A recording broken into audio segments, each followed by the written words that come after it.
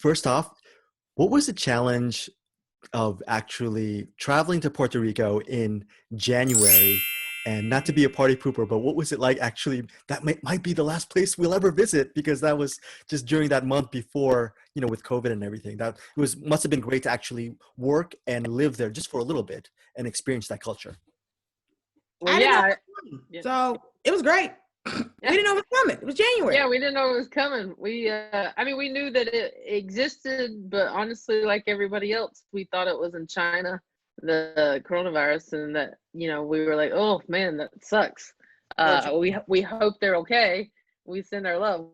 I think we were all naive to, thinking it wasn't going to come here. So we blissfully went to Puerto Rico, and it was like a big summer camp. A fight summer camp, and we had such a good time, and had no idea that would be the last film we would be filming this year.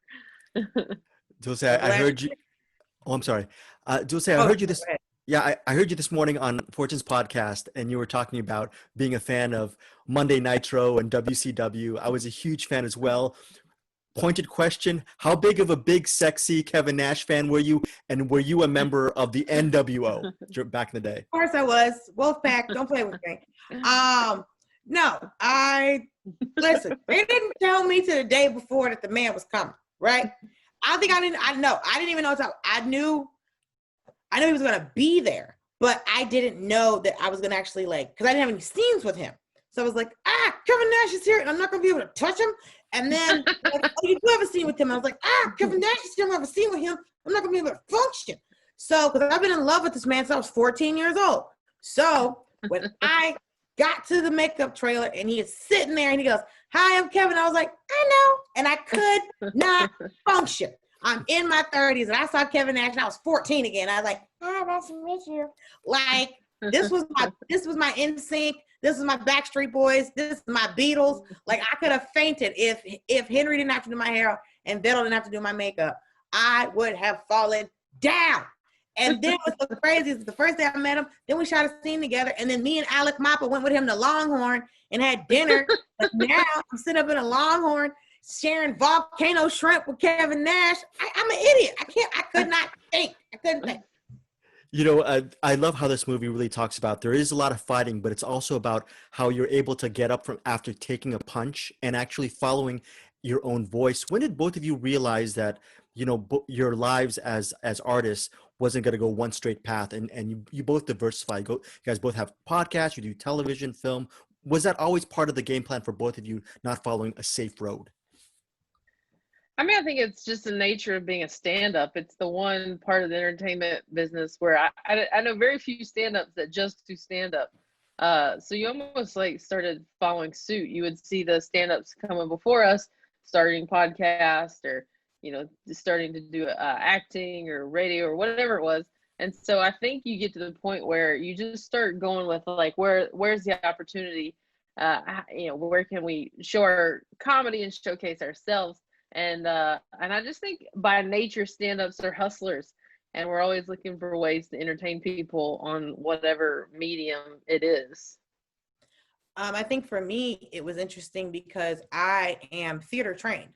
So I've been singing and doing musical theater and children's theater since I was, me being in shows or performing for kids. I started acting and singing when I was 10 years old, but I didn't get into stand-up till I was about 26.